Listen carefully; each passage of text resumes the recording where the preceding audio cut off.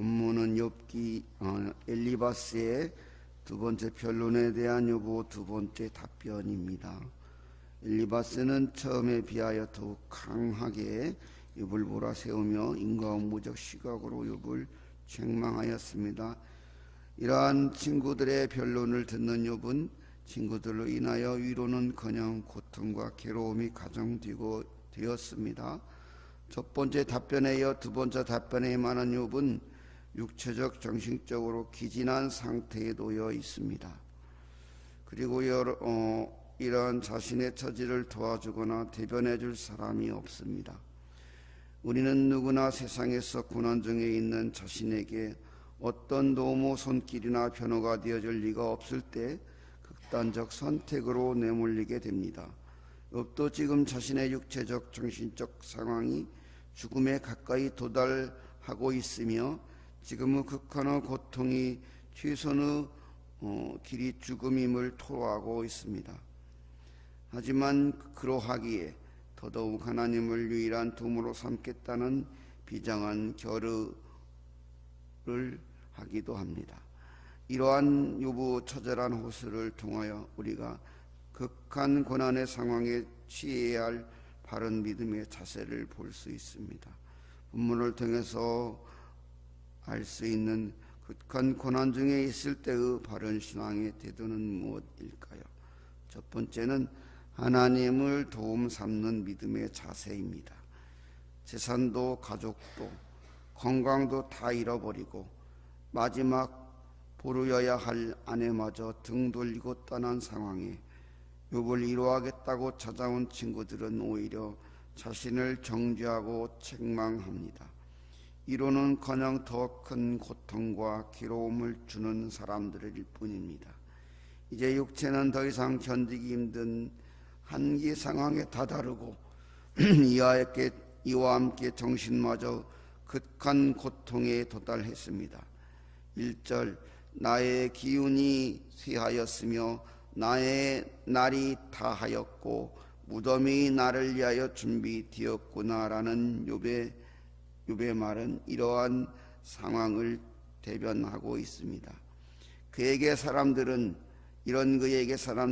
조롱과 정죄뿐입니다. 이쯤 되면 보통의 세상의 사람들은 흔히 저지르는 실수가 있습니다. 스스로를 포기하는 것입니다. 하지만 욥은 이 극한의 상황에서 하나님의 도움을 구합니다. 하나님께 소망을 둡니다. 3절은 이렇게 말합니다. 청하건대 나에게 담보물을 주소서. 나의 손을 잡아줄 자가 누구리이까. 이러한 마음은 욥의 고백입니다. 고난의 이유를 알 수 없고 고난은 가중되고 있으며 이로 인한 하나님에 대한 회의가 일어나기려 하기도 하지만 이 모든 일들이 하나님께서 하시는 일이기에 하나님을 신뢰하고 하나님께 도움으로 삼고자 합니다. 그럴 수 있습니다. 정말 이런 욥과 같은 어떤 선교사님의 고백에 그런 말을 하시더라고요. 정말 열심히 선교를 했는데 가정에 계속해서 어려운 일이 터지는 게요. 자녀가 아팠다가 좀 나을 만하면 사모님이 아프고 계속해서 이런 일이 터지다 보니까 선교사님이 어느 날은 정말 극단적인 마음을 먹고 차를 끌고 밖에 나가서 하늘만 멍하니 쳐다보고 그랬을 때가 있었다고 그러시더라고요. 극동방송에서인가 들었던 간증이에요. 그럴 수 있어요. 그랬을 때 그분이 거기를 극복해 나가서는 그럼에도 하나님을 신뢰하는 믿음이었다. 욥의 이야기가 제가 자꾸 이야기가 아니라고 실제적인 걸로 봐야 된다고 하는 이유는 그러한 이유가 있습니다. 이렇게 극한의 상황에 있을 때 하나님을 도움 삼을 수 있는 믿음을 가져야 된다. 그러한 믿음을 가질 수 있도록 여러분이 해야 된다. 어떻게 알 수 있습니까? 저라고 여러분이라고 이러한 극한의 상황에 내몰릴 수 있을 수도 있다는 거예요. 그런 믿음이 준비되기를 위해서 기도해야 됩니다. 둘째, 하나님 앞에서 더욱 경건한 믿음의 자세를 가져야 합니다. 동방의 의인이라고 자타가 공언하던 욥이 하루아침에 모든 것을 잃어버리고 극한의 고난에 처하게 된 상황은 욥에게 충격이고 큰 아픔이지만 그를 지켜보는 이들, 그와 같은 의인들에게도 또 그러합니다. 그 당시의 사람들은 하나님께서 함께 하시는 것, 복의 기준이 뭐였냐면 그러한 위적인 조건들이었어요. 근데 그런 게 다 무너져 버렸어요. 그러니까 사람들이 볼 때 의인이라고 생각했는데 아닌가 봐. 또 반대로 어렵게 살아도 하나님이 저런 일을 줄 수 있나? 그럴 수 있다는 겁니다. 지금 욥을 바라보는 건 욥만이 아니에요. 욥의 친구들만이 아니에요. 그 새 동방의 의인이라고 소문이 났다 그러잖아요. 그러면 지금으로 말하면 아마 유튜브가 있고 그랬으면 유튜브 생중계로 지금 욥의 몸의 상태가 요러저러합니다. 욥이 지금 요렇게 하고 있습니다. 이런 상황에서도 욥은 과연 욥입니다. 이러면서 아마 중계를 했을 거예요. 딱 그렇게 사람들이 집중되는 그런 상황이 있다는 거예요. 당시에 악인이든 의인이든 모든 사람들의 초미의 관심사는 욥에게 집중되어 있을 수 있어요. 그러한데도 구절은 이렇게 말하지 않습니까? 그러므로 의인은 그 길을 꾸준히 가고 손이 깨끗한 자는 점점 힘을 얻느니라. 욥은 하나님을 향한 신뢰와 믿음을 더 굳건하게 지켜나가겠다고 결심합니다. 지금 욥이 처한 상황, 욥이 당하는 고통은 이를 지켜보는 하나님에게도 하나님께서도 함께 하시는 문제예요. 어쩌면 아마도예요. 하나님께서는 이런 욥을 지켜보셔 그랬을 거예요. 이러면서 아마도 이러면서 욥아 잘 이겨내야 돼. 이겨낼 수 있어. 너는 욥이잖아. 여러분 자녀를 보시면서 너는 내 아들이야. 내 딸이야. 내가 누구냐? 이 아빠가 누구야? 이 엄마가 누구지? 할 수 있어. 하나님은 그런 마음이셨을 거예요. 지금 욥의 고난은 욥만의 문제가 아니에요. 그렇게 말하니까 참 욥이 그렇게 대단한 사람이야? 그럴 수 있겠지만은 하나님의 문제예요.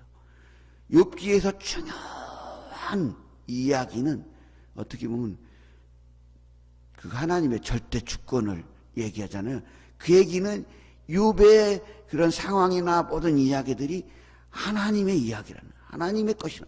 그렇기 때문에 욥은 궁극적으로 망하지 않는다는 거예요.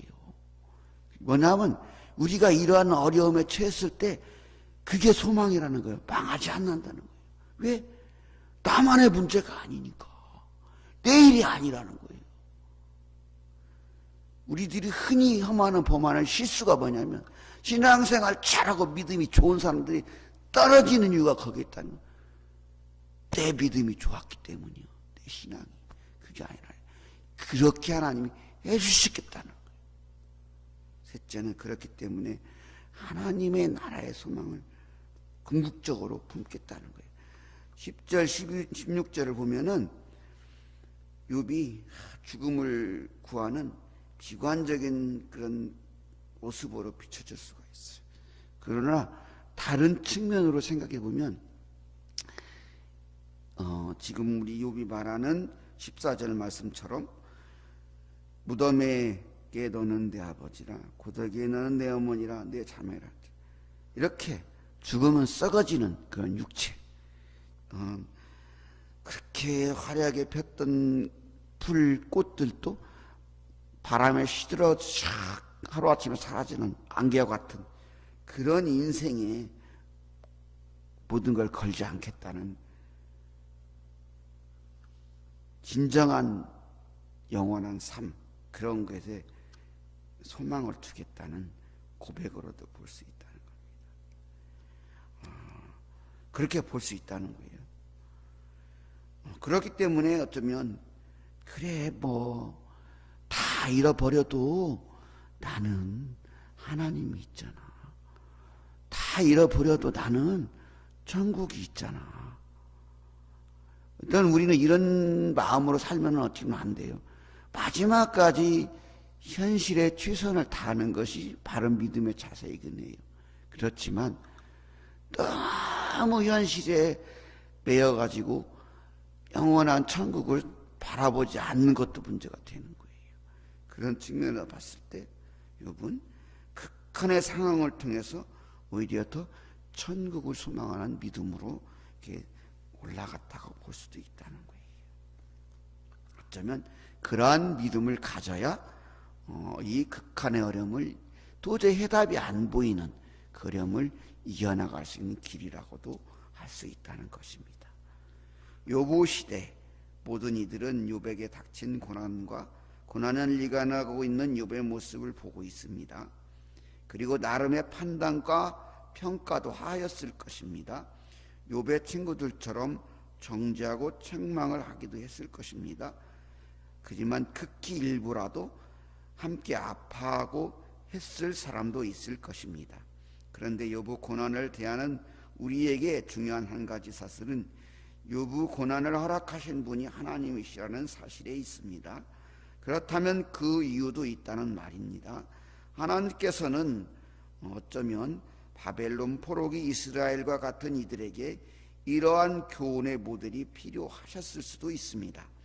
아브라함을 택하셔서 믿음의 조상의 모델을 만드신 것처럼 또한 욥을 택하셔서 하나님의 절대주권에 철저히 순복하는 믿음의 모델을 만드신 것일 수도 있다는 말입니다.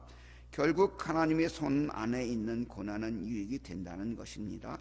고난 중에 있는 이에게 이를 지켜보는 이에게도 고난의 주관자가 되신 하나님에게도 유익이 되는 고난이라는 의미입니다. 이것은 욥의 고난을 대하는 우리의 위로이고 소망이 아닐까 여러분에게 의문을 던져보겠습니다.